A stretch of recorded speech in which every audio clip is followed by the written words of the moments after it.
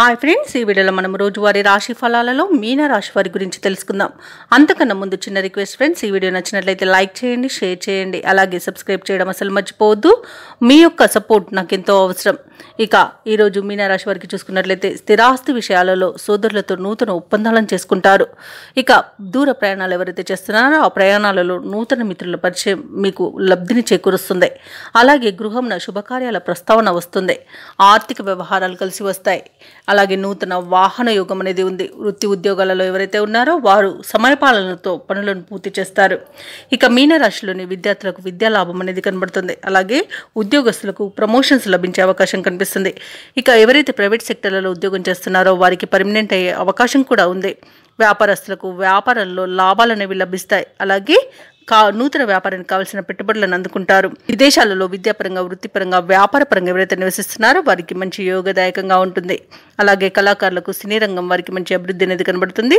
ఇక భూక్రయ విక్రయాలలో ఎవరైతే రియాల్టర్స్ ఉన్నారో వారు మంచి లాభాలను అందుకుంటారు. కాంట్రాక్టర్లు నూతన కాంట్రాక్టులను దక్కించుకోగలుగుతారు. ఇక ఈరోజు మీన రాశి వారికి నూతన వస్తు వాహన యోగాలు అనేవి ఉన్నవి. ఇక కళాకారులు అనుకున్న కార్యసిద్ధిని పొందుతారు.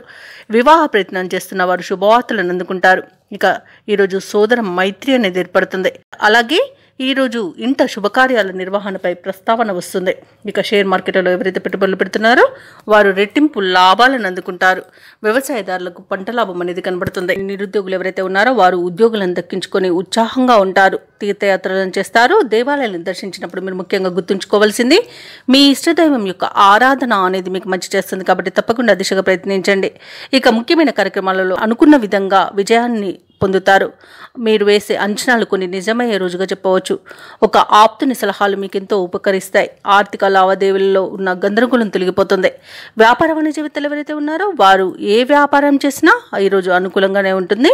అలాగే ఉద్యోగస్తులకు ప్రోత్సాహకరమైన కాలంగా చెప్పవచ్చు. పారిశ్రామికవేత్తలకు, చిత్ర పరిశ్రమ వారికి ఈరోజు వివాదాలు అనేవి సర్దుకుంటాయి. ఇక విద్యార్థులకు విదేశీ విద్య అవకాశాలు అనేవి దక్కుతాయి. మహిళలకి కుటుంబంలో గౌరవం పెరుగుతుంది. ఇక ఈరోజు మీనరాశి వారికి అదృష్ట రంగు ఆకుపచ్చ, ప్రతికూలమైన రంగు నీలం, అదృష్ట సంఖ్య 3.